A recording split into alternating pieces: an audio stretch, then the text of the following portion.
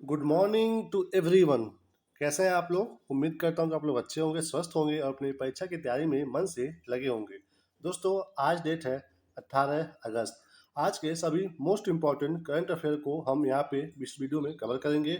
साथ ही साथ में हम कुछ स्टैटिक प्रश्न भी देखेंगे जो हमारे एग्जाम के लिए बहुत ज़्यादा इंपॉर्टेंट होता है। और लास्ट में हम देखेंगे दो प्यारा सा क्विज जो हमारा अभी टॉपिक चल रहा है स्टैटिक जीके का, लोक नृत्य, उससे संबंधित है। तो दो क्विज देखेंगे जिसके उत्तर आपको कमेंट सेक्शन में देना है। चलिए बिना किसी देरी के अपनी वीडियो को हम शुरू करते हैं। हर रोज की तरह आज का हमारा देखिए प्यारा सा लाइन कोटेशन क्या है कि परेशानी से जो अनुभव और सीख मिलती है वो सीख दुनिया का कोई भी स्कूल नहीं दे सकता है। आप अगर लाइफ में परेशान हो, आपकी लाइफ में अगर कोई कठिनाई आई हो, तो आप उससे कुछ न कुछ सीखिए कि इस परेशानी में हम कैसे क्या चीज़ कर सकते हैं। क्योंकि आपके लाइफ का हर एक मोमेंट आपको एक सीख देता है।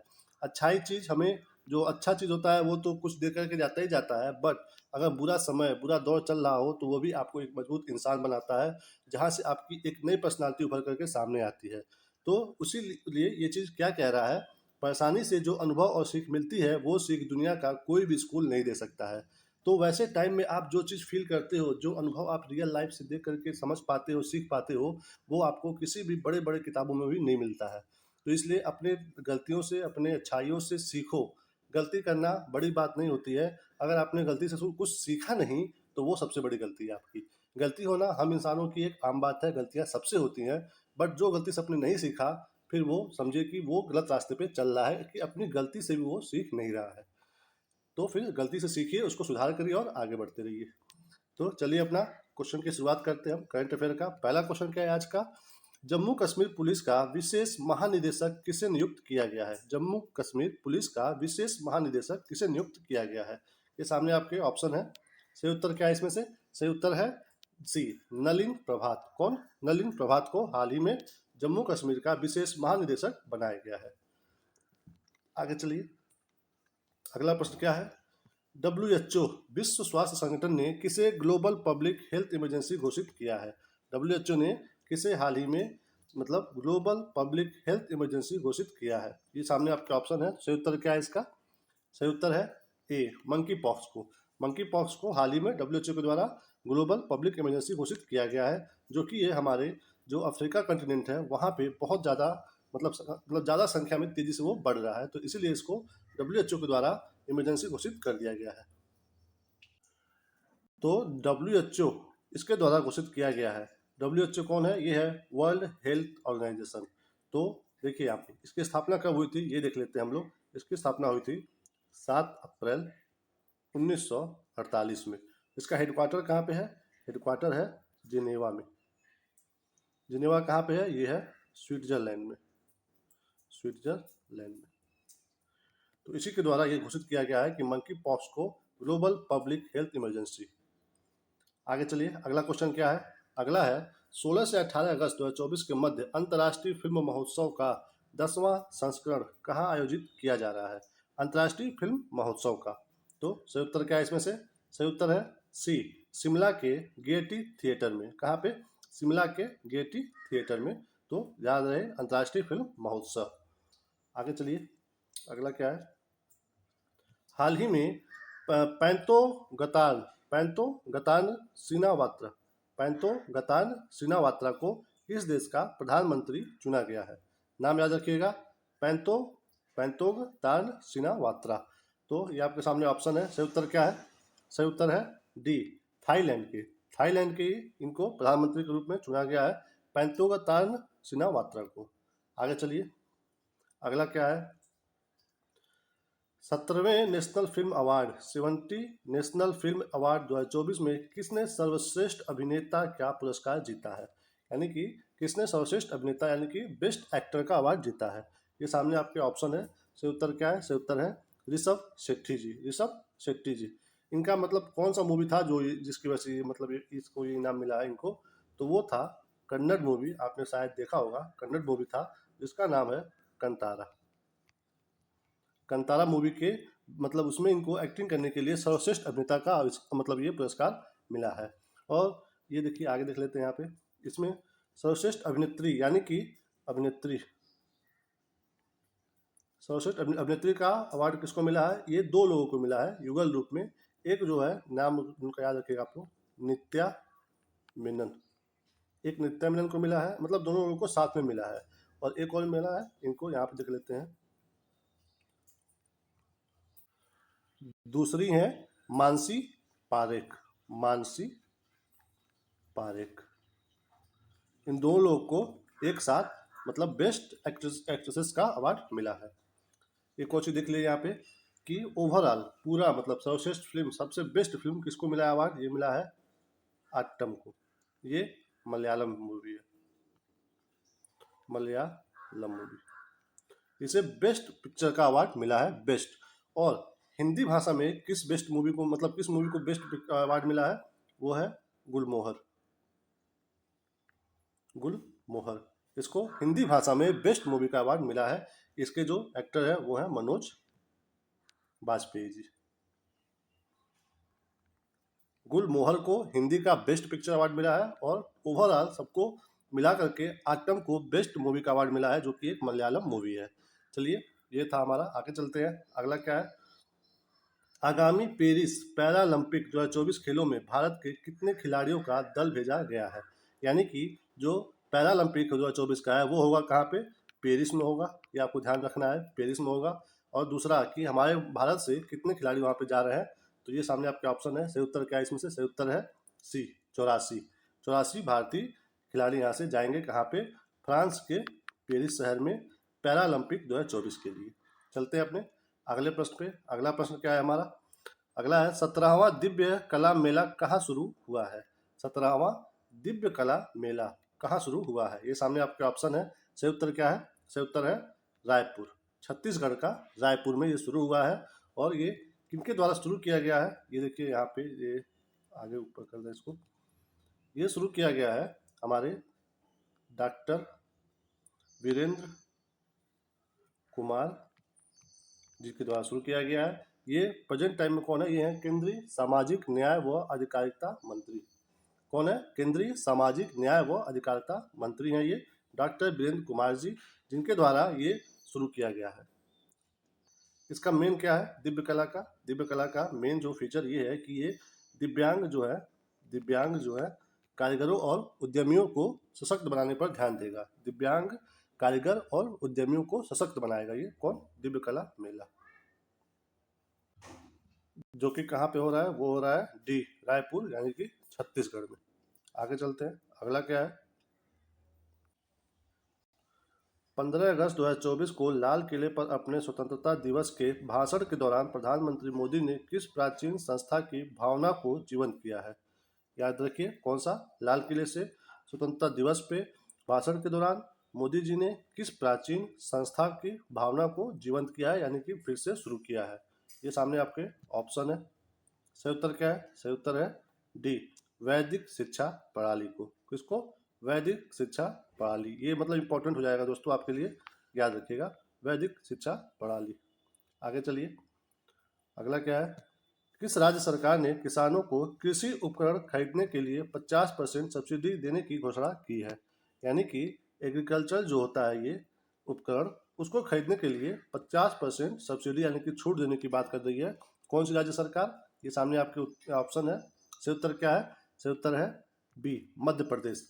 एमपी के द्वारा डिसाइड किया गया है कि जो भी एग्रीकल्चर से रिलेटेड जो भी मशीनरी हैं उनको खरीदने के लिए आपको 50% छूट मिलेगा को, तो मध्य प्रदेश के द्वारा। ये था हमारा आज का मोस्ट इंपॉर्टेंट करंट अफेयर। अब हम चलते हैं अपने स्टैटिक क्वेश्चन की तरफ, जो हमारे एग्जाम में बहुत ज़्यादा इंपॉर्टेंट होते हैं।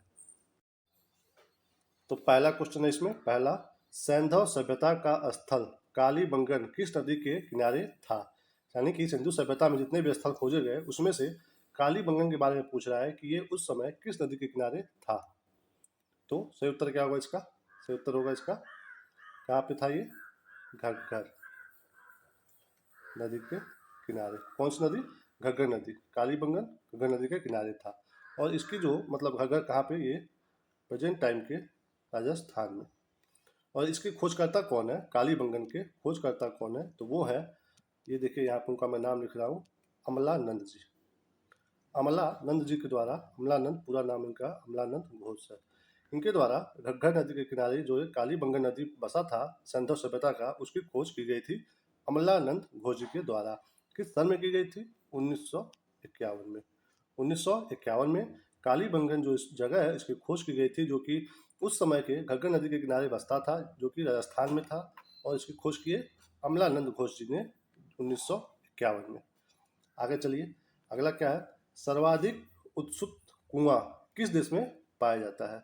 मतलब इसका मतलब पता है क्या है? हिंदी में, और आप आसानी से जान लीजिए, इसका मतलब है कि फब्बारा वाला, फब्बारा। तो इसके पूछ रहा है कि सर्वाधिक जो है फब्बारा वाला कुआं किस देश में पाया जाता है? तो सही उत्तर क्या है इसका? सही उत्तर है ऑस्ट्रेलिया। ऑस्ट्रेलिया में सर्वाधिक ये उत्सुक कुआं पाया जाता है। इसका मतलब ये है कि अपने आप बिना किसी पंप की सहायता से वहाँ पे पानी जो है बाहर आता है, बिना किसी पंप की सहायता से, ऑटोमेटिक। तो वो ऐसे कुएं कहाँ पे ज़्यादा पाए जाते हैं? वो पाए जाते हैं ऑस्ट्रेलिया में। याद रहे कहाँ पे? ऑस्ट्रेलिया में। आगे चलते हैं, अगला प्रश्न क्या है हमारा? मोस्ट इम्पॉर्टेंट ये है, भारत में कुल कितने हॉट स्पॉट क्षेत्र है? हॉट स्पॉट क्षेत्र, पहले तो आप ये जान लीजिए कि हॉट स्पॉट क्षेत्र होता क्या है। देखिए, ऐसा मतलब देखिए, प्लांट, ऐसा पेड़ जो फिक्स है कि ये इसी एरिया में पाया जाता है, और इस एरिया में पाया जाता है तो वहाँ पे उसकी संख्या कम से कम 40% से 30%, मतलब 30% से कम हो गई है। या तो 30% है, या तो 30% से कम हो गई है। तो वैसे एरिया को हम लोग हॉट स्पॉट क्षेत्र घोषित कर देते हैं। मतलब ऐसा पेड़ जो सिर्फ और सिर्फ वहीं मिलता है, और जिसकी आबादी 30% या 30% से कम हो गई है, तो वैसे क्षेत्र को बोलते हैं हॉट स्पॉट क्षेत्र। ठीक है, ये हो गया। सबसे पहले इस शब्द को परिभाषित यानी कि बोला कौन था? तो वो बोले थे नॉर्मन, ये भी एग्जाम में आता है तो ध्यान रहे, नॉर्मन मायर्स। नॉर्मन मायर्स के द्वारा ये चीज़ हॉट स्पॉट शब्द को यूज किया गया था सबसे पहले। किस सन में किया गया था? 1988 में, हॉट स्पॉट शब्द को। तो यहाँ पे क्या पूछ रहा है कि भारत में कुल कितने हॉट स्पॉट क्षेत्र हैं? भारत में कितने हैं? टोटल है 4। और पूरे विश्व में अगर पूछे आपको कितना है, पूरे मतलब पूरे भारत में, यानी नहीं, पूरे वर्ल्ड में, यानी कि पूरे पृथ्वी पे कितना है हॉट स्पॉट क्षेत्र, तो वो है 36। 36 में 4 जो है वो है भारत में। भारत में देख लेते हैं कौन कौन से हैं। एक है हमारा हिमालय क्षेत्र, हिमालय क्षेत्र है एक। दूसरा हमारा है जो भारत जो बर्मा के साथ क्षेत्र बनाता है, यानी कि भारत बर्मा का जो क्षेत्र है वो हमारा दूसरा हॉटस्पॉट क्षेत्र है। तीसरा हमारा है पश्चिमी घाट, पश्चिमी घाट, ये हमारा तीसरा हॉटस्पॉट है। और चौथा जो है, चौथा क्या है? ये है अंडमान एंड निकोबार द्वीप, अंडमान एंड निकोबार द्वीप अंडमान एंड निकोबार द्वीप समूह, और हिमालय क्षेत्र, भारत बर्मा क्षेत्र और पश्चिमी घाट। तो ये है हमारे भारत के 4 हॉटस्पॉट क्षेत्र। और देखिए, इसमें भी ये जो 4 हमारे भारत में है, इसमें से जो टोटल जो वर्ल्ड में 36 है, उसमें टॉप पे हमारे भारत का 8वें नंबर पे जो है, 36 में से 8वें नंबर पे जो आता है वो आता है पश्चिमी घाट। यानी कि पूरे विश्व में अगर कोई देखा जाए भारत का पहला कौन है, तो वो है पश्चिमी घाट, जो कि 8वें नंबर पे है। और पश्चिमी घाट कहाँ पे है? ये हमारे जो भारत है, ये यहाँ पे ऐसे है लाइन से, यहाँ पे आकर के, यानी कि गुजरात से शुरू हुआ है और आकर तमिलनाडु में समाप्त हुआ है। ये कितने राज्यों में है? ये हमारा पश्चिमी घाट ये है, गुजरात से शुरू हुआ है, फिर महाराष्ट्र में गया है, फिर गोवा में गया है, उसके बाद कर्नाटक में, फिर उसके बाद केरला में, उसके बाद लास्ट में तमिलनाडु। यानी कि 1 2 3 3 1 2 3 4 5 6, यानी कि टोटल 6 राज्यों में ये हमारा पश्चिमी घाट फैला हुआ है। जो कि पश्चिमी घाट अगर आप पढ़ोगे तो इसके बारे में ये बिल्कुल ऐसे है, यानी कि इसका जो पश्चिमी सिरा जो है इधर का वो ऐसे खड़ा है, और इसका जो पूर्वी जो सिरा है वो ऐसे ढाल है। तो ये हमारा, देखिए आप ध्यान रखिएगा कहाँ पे है पश्चिमी घाट, गुजरात से शुरू करके मिला है कहाँ पे? तमिलनाडु तक गया है। आगे चलते हैं, बम्बई से, बम्बई से सिंध प्रांत को कब अलग किया गया था? यानी कि ये हमारा भारत है, यहाँ पे गुजरात है, और यहीं पे था सिंध प्रांत। तो इसे हमारे बम्बई से कब अलग किया गया, ये पूछ रहा है आपको। ये किया गया था सन 1935 में, जो अंग्रेजों के द्वारा भारत सरकार अधिनियम लाया गया था, यानी कि गवर्नमेंट एक्ट ऑफ इंडिया 1935, उसके द्वारा बम्बई से सिंध प्रांत को अलग कर दिया गया था 1935 में। और सिंध प्रांत के साथ साथ ही कुछ और क्षेत्र हैं जिन्हें हमें भारत से अलग करना पड़ा, वो कौन कौन से क्षेत्र हैं वो भी देख लीजिए आप यहाँ पे। एक तो सिंध हो गया, दूसरा है बर्मा, जो कि प्रेजेंट टाइम का म्यांमार देश है। इसे भी भारत से अलग किया गया 1935 के उसी अधिनियम से। उसके बाद एक है अदन की खाड़ी। अदन की खाड़ी, ये दोस्तों कहाँ पे, ये देख लीजिए पहले, ये हमारा भारत है और यहाँ पे सऊदी अरब है, और उसके बाद यहाँ पे अफ्रीका महाद्वीप है, और यहाँ पे लाल सागर है। लाल सागर के पास और अरब सागर के बीच में यहाँ पे है अदन की खाड़ी। इस पे भी पहले भारत का ही प्रभुत्व था, तो उसे भी हम लोग आज़ाद कर दिए तब, जब 1935 का एक्ट आया, उसके द्वारा इसको फ्री कर दिया गया, मतलब भारत से फ्री कर दिया गया। और ये हो गया, बर्मा हो गया, सिंध प्रांत हो गया, अदन की खाड़ी हो गई, और एक और क्षेत्र है बरार। बरार का क्षेत्र ये कहाँ पे है, ये जो हमारा भारत है, इसमें जो मध्य प्रदेश है उसके जस्ट नीचे बरार, जो कि उस समय के मुंबई के क्षेत्र के पूर्वी एरिया होता था, तो इसको हम लोग मिला करके, मतलब उसमें मध्य प्रदेश में इसको मिला दिया गया बरार क्षेत्र को 1935 में ही। यानी कि 1935 में सिंध को अलग किया गया, बर्मा को अलग किया गया, अदन की खाड़ी को और बरार को। याद रखिएगा 1935 के जो अधिनियम आया था उसके द्वारा। तो ये था हमारा स्टैटिक जीके। अब हम चलते हैं अपने जो हमारा क्विज होता है उसमें, पहले हम कल के उत्तर को देखते हैं, यानी कि 17 अगस्त के उत्तर को। तो 17 अगस्त में क्विज पहला क्या था, रासलीला। रासलीला किस राज्य का लोक नृत्य है, रासलीला। तो इसका उत्तर क्या है, उत्तर प्रदेश। यानी कि रासलीला जो है वो उत्तर प्रदेश का फेमस लोक नृत्य है, ये आपको पता होना चाहिए। उसके बाद अब देख लेते हैं यूपी में रासलीला के अलावा और कौन कौन सा फेमस लोक नृत्य है। ये हो गया रासलीला। इसके बाद सबसे फेमस एक और है, वो है नौटंकी। नौटंकी फेमस है। उसके बाद है थाली, थाली है। उसके बाद है पैता, पैता। फिर है चापरी, चापरी, नौटंकी, थाली, पैता, और एक करण करके आता है, करण, करण। फिर यहाँ पे करण से रिलेटेड एक और है कजरी, कजरी है। और एक और यहाँ पे देख लीजिए चार कुला, चार कुला। तो ये फेमस दोस्तों हमारे यूपी के फेमस लोक नृत्य हैं। ये तो हो गए लोक नृत्य, और यूपी से एक फेमस जो हमारा शास्त्रीय नृत्य है वो देख लीजिए, वो है कथक। कथक एक शास्त्रीय नृत्य है, वो जी वो भी यूपी से ही है। आगे देखिए कुछ क्विज 2 क्या था, पांडव नृत्य किस राज्य का लोक नृत्य है, तो इसका उत्तर क्या होगा, उत्तराखंड। पांडव नृत्य कहाँ का है, वो है उत्तराखंड का है। तो अब उत्तराखंड में और कौन कौन से हैं उसको देख लेते हैं फटाफट से। देखिए ये तो पांडव नृत्य हो गया। उसके बाद एक यहाँ पे देख लीजिए झूला, एक हो गया झूला, पांडव नृत्य। फिर उसके बाद झूलिया नृत्य। फिर एक है छीका देसाई, छीका देसाई। एक और है यहाँ पे फगुआ, कौन सा है, फगुआ। एक और है यहाँ पे मर्दानी घोड़ा नन्नाच, मर्दानी घोड़ा नन्नाच। बस आप मर्दानी याद रखेंगे तो भी हो जाएगा। तो ये उत्तराखंड के फेमस लोक नृत्य हैं। चलिए ये तो थे कल के। अब आज के देखते हैं, आज का हमारा क्विज में क्या क्या है। ये देखिए यहाँ पे क्विज पहला है, पाली किस राज्य का लोक नृत्य है। क्विज दूसरा क्या है, परिचा काली किस राज्य का लोक नृत्य है।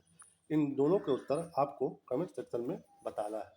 कमेंट सेक्शन करिएगा, आप बताइएगा उसमें कमेंट करके दोनों के उत्तर को। आप लोग कमेंट नहीं करते हैं, बट फिर भी मैं डेली डेली पोस्ट करता रहता हूँ।